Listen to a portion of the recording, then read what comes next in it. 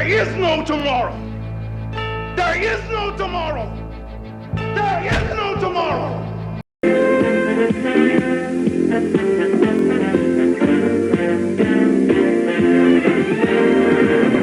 Caesar's Palace on a big fight.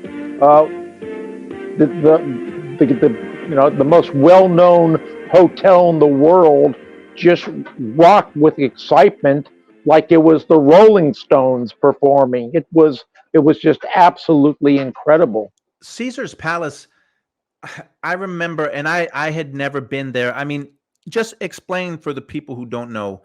Back then, for those big fights for Hagler Hearns, they constructed an arena outside. That's what they used to do back then. Yeah, they when you walk into Caesar's Palace, you've got your casino, you got obviously your casinos and your restaurants and your gift shops, and then as you walk through the 6 or 7 or 8 opening glass doors, it opened up into probably one of the most well-known swimming pool areas for fun and glamour that you could imagine. It was right out of a Hollywood movie.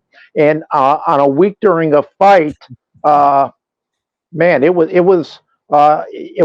could have been a reality show. It was everybody from all over the world showed up for this fight.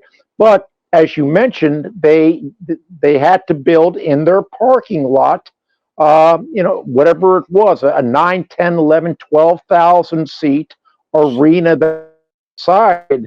And they always chose these fights when it was 114 degrees in Las Vegas. And it was just absolutely brutal. But, there was nothing like a fight at Caesar's Palace. So Caesar's Palace was absolutely incredible because they were one of the few hotels that would build an arena outside for 10 or 15,000 people. So it was absolutely incredible. The MGM Grand, the Convention Center, even Wembley were some of the great places that we did. Well, and I don't know how much you want to get into this, but you covered boxing for so many years, but you've been in your own personal battle with cancer, and you and I have been going back and forth, and you reminded me, you really and it was a good kick in my ass today. I've been talking to you for a couple of years, yeah, man, I want to talk to you about you've got all these memories and about guys that I only read about. I want to talk to you, and you had a post about your most recent battles with cancer, and you said, yeah, look, we've been talking about this for 3 years. Let's do it. So, and I didn't want you to think that I'm thinking, oh, Mike doesn't have much more time. I have to talk to him now. That's not it at all, because I want to do this more. But do you even have do you want to talk about what you're going through? Because you've had your own battle for the last few years with cancer, and it's been rough for you. And again, I don't know how much you want to get in depth with it, but you've been pretty open with it on Facebook. It's been tough the last few years for you with cancer. Well, it's it's been a surprise. In 2020, I happened to go see a pain management specialist for a bad back that I just had from being an athlete for my entire life. And it was that time that we just got ready to do a CAT scan. And I did my CAT scan and came back, and the doctor said, well, your back is still bad, but there's some things we're concerned about, and that is that we see a golf ball size mass in your neck, and I think it's a good idea to get it looked at. So long story short, after a CT scan and sending me to an ENT oncologist for the head and neck, it came back as stage 4 malignant squamous cell carcinoma. So the scary thing was, at the time they said, cancers like this, hopefully we give you 18 months, 19 months if you're lucky. And there's no doubt about it. It's shocking. It's frightening. all of a sudden you've got an expiration date stamped on your ass, and you're kind of wondering, what the hell am I going to do? Well, the Yeah. first thing I had to do was to get through my treatments, and the chemotherapy and the radiation and the surgery, and everything has gone well. Uh, I'm certainly have made it now past 18 months, Yeah. so I've proved them wrong there. I think, I think luckily for me, being an athlete prepared me well for this particular battle that I was going to have, because one, I'm used to playing through pain. I'm used to being told what I can't do. I'm being told, used to fighting harder than a lot of people might want to. Uh, but it's been a battle only, not so much of the cancer, but all the collateral damage that cancer does for people. Uh, Right. you're never quite the same anymore. But the interesting thing about it is that, yeah, I went on Twitter at Mike J. Whalen, and my purpose when I first started Twitter was to talk about sports. I thought that that's what people wanted to hear. Uh, yeah, some did. Some wanted to hear about the golf channel that I created. Right. Some wanted to hear about a lot of the stories that you and I have talked today. But until I switched over as a cancer mental health advocate, Mm. I found my true purpose, and that was that there are millions of people in the world right now that are going through exactly what I'm going through, and they didn't have a voice. They weren't able to articulate uh, the fear, the loneliness, the emptiness that we all go through when a doctor walks in with a clipboard and says, "Hey, I've got some good news and some bad news, and the bad news is, uh, get your stuff in order because we're not sure how much longer you have to go." But I've been a good patient. I followed directions, uh, but it's kind of reared its ugly head again. So unfortunately, it's now gone into my throat. Whether or not it's benign or malignant, we're going to find out on Tuesday. So, I just need to be able to swallow and to be able to talk and be able to eat once again the way I once did. But yeah, I mean, it's been a long battle with something that it's kind of Hagler Hearns too, punching away at it the same way that those two guys did, and I'm confident that things will be okay. You put a really positive spin on it, and I appreciate that, and that's why I said it's. I don't know if it's ironic, but you were in such a brutal sport for so long, but you covered fighters, and you're fighting now, and cancer. Everyone has been affected in some way by cancer, if not personally. I mean, my father back in 2008, and this is not about me, but this is really quick. But in 2008, he was kind of this old school guy, didn't want to go to doctors. He kept talking about his back hurting, and he lived by himself. No, I'm fine. I don't need to go to a doctor. So, you know, I guess I was married at the time to my first wife and about to have our third child, and he went in the hospital around the time our third child was born. He didn't want to tell anyone what was going on. He said he was going in the hospital because of his back. Well, it turned out that he had stage 4 cancer. He was a smoker, but it was so bad, it was all through his body.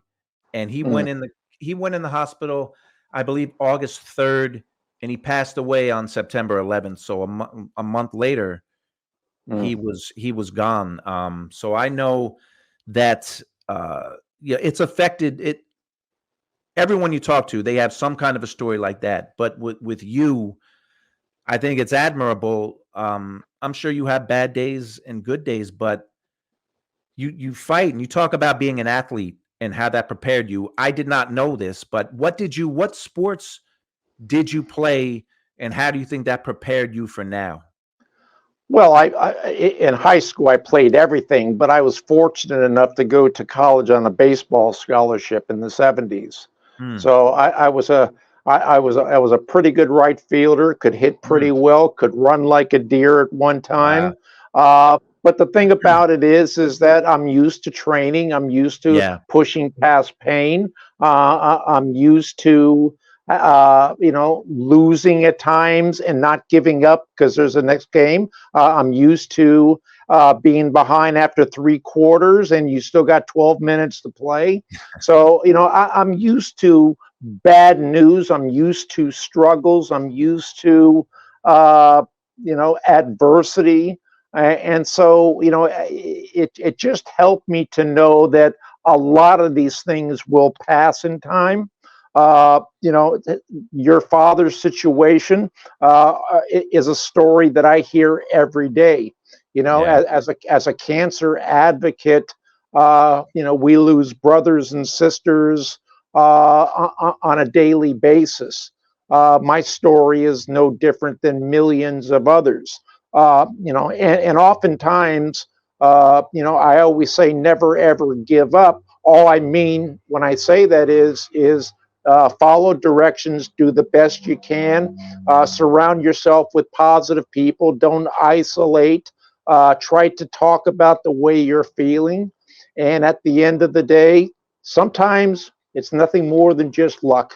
Yeah. It's your DNA. You can do all the right things. You can eat all the right things. You're right. And and why some people. I don't have an answer of that. I just think it's a lottery that sometimes you end up on the good side and you sometimes you don't. The hardest part for me is it's hard to realize that I'm knocking on the door of 70 years old. Mm. Inside my head, as we talk about all these stories, it doesn't seem like these were stories of 45 years ago. Right. And as you get older, your mind doesn't change. I became a little softer around my waist, and I don't have the abs, and I can't hit the ball 400 feet any longer, and I can't run a 100-yard dash in under 11 seconds. But you know, your mind never changes. Your body just does. So every now and then I catch myself looking in the mirror and I'm just getting older. Uh, Yeah. and as I read papers and see on the news that a lot of these people are dying, it shocks me because a lot of them I went to high school with. So Wow. uh, you know, I'm at that age now where it's look. There's no doubt about it. You're closer to the end than the beginning. So all you can do is keep fighting, keep trying to do everything you can. Um, you know, try to be as proactive. Like you said, your father went years without getting the checkup. Yep. Could that have made a difference? Maybe. Um, so I think I've become a little bit overprotective. It's one of the biggest fears that cancer patients have is that anytime you sneeze or cough or don't feel well, you think it's something, Right. and it just plays a real tough game in your head. And if you can get through that, and it's one of the things that I encourage most of my people that I work with is that, in order to treat cancer, it's not just the physical part, it's not just the surgery, the chemotherapy, the radiation. You got to have a good wellness team. It's just like being a fighter. You got Yeah. to have a good trainer and you got to have a hell of a cut man. If you don't, you're in trouble because if you start bleeding, who's gonna stop that cut? And if you Right. don't have, and so I make sure that I have a good trainer and a good and multiple cutmans because I want to make sure that I stay here as long as I can. I've got somebody that I've been with now for almost we've known each other for 50 years. Wow. So I got good support here. It's a little bit lonely living in Orlando. I'm from Northern California originally, Mm. so it's tough being away from family. But look, Yeah, I mean, it's I've had cancer now multiple times. I had prostate, I had a lung problem, and now the head and neck cancer. But I'm a pretty positive person. I mean, it's That's my point. You are, and do you? Uh, you said you were an advocate. Do you work with other people? Do you talk to people who are cancer survivors or going through? Do you do that kind of work on your own? I taught up until my recent illness a couple months ago. I worked with hundreds of people a month. Wow. Um, I've been a cancer advocate. I've been a mental health advocate. I've been a suicide prevention advocate. It's the passion that I have now. Is everybody needs somebody to lean on in their worst of times, and too often than not, we don't. Sometimes it's our fault because keeping your fears silent will destroy you faster than cancer ever will. So I work to try to, get people the right treatment. I try to make sure that they have the right people around them. It's something that I enjoy doing. Do do you still keep in touch with guys like George Foreman and Ray? Do you keep in touch with any of those people from back then? Do they know what you're going through? Do you hear from people back in the past? Uh, I'm sure that they probably know what I'm going through, but no, I haven't. I haven't spoken. I think maybe 4 years ago I spoke to George, but no, I've kind of hidden myself in Orlando, Florida. I'm not in the New York or L.A. Mecca any longer. Right. So no, I hardly speak to anybody from the old days. I've got a whole new group of friends uh, that have come out of the cancer mental health community, and living in Orlando, Florida, is kind of keeping me a little bit out of the limelight, which is perfectly fine for me. Yeah. Well, I admire the work that you've done, and I want to talk to you some more, Mike. I didn't make this when I saw your post, and I know you're going through serious things. I didn't want you to think that, well, I'm running out of time to talk to you, so I want to do it now. I should have done this 2 years ago. But you brought up there's way too many stories to get out in an hour and 19 minutes. And I'm just talking boxing, let alone like your life story. So I want to talk to you some more in the future because trust me, as soon as we get finished with this, I'm going to think of 10 other fights or fighters from back then and say, man, why didn't I ask him about X or Y or Z? So I hope you don't mind. I definitely want to talk to you again because um, everyone's got their own story. Every story is unique. And for the sport that I love and so many people love, you've been through some major moments and you've talked to some major figures and I appreciate your time, man, and I want to do it again if you're willing. I'm always willing, and on behalf of my old man technology, I apologize for the last 10 minutes. The screen. I hope you got some good pictures to cover up all these bad edits because I, I'm somewhat of a idiot when it comes to a lot of this stuff these days. That's No. probably why they have a restraining order for me to be in a production truck these days. No, listen, But it's fine. And I want you to send me more pictures because I I just think I think you have more. I think you have everything that I have. So okay. if I ever lose my phone, I think I can probably come to you. All right. Well, listen, I appreciate your time. And you said on Tuesday you're going back. You're Yeah, going back to the doctor for results, or you're getting tested that day. going into the hospital on Tuesday, and they're going to do the biopsies and the endoscopy on Wednesday to see why my throat no longer wants to work the right way. So all we're fingers crossed that the type of cancer that I do have has the propensity to metastasize to the throat, tonsils, to your salivary glands, and to your lungs. So they got to figure out why uh, I'm having some issues. So I'm actually looking forward to it. A lot of people get scanxiety and they fear the. It's the in between time that I don't like. Yeah. I'm ready for the results one way or another.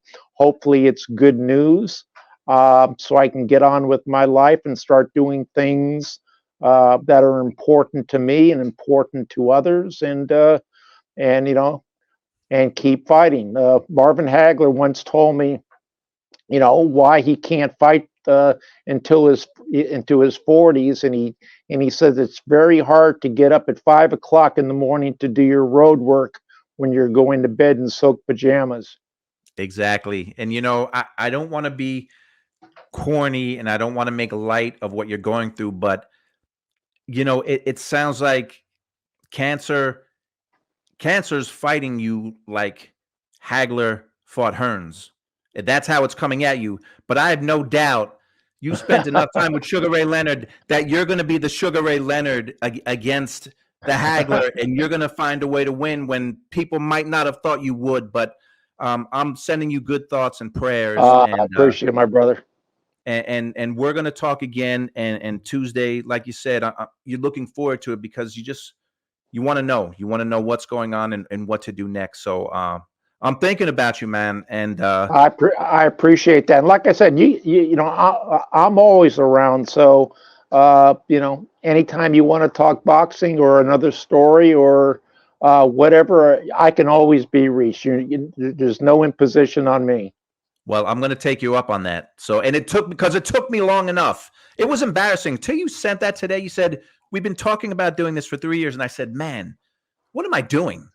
It's one of those things where you say, hey, let's do this. And then other things happen. And so I appreciate you texting me that. And I appreciate your time. And I think Tuesday is going to be a good day for you. And I can't wait to talk to you again, brother. All right, my brother. Same here. All right, Mike. Talk soon.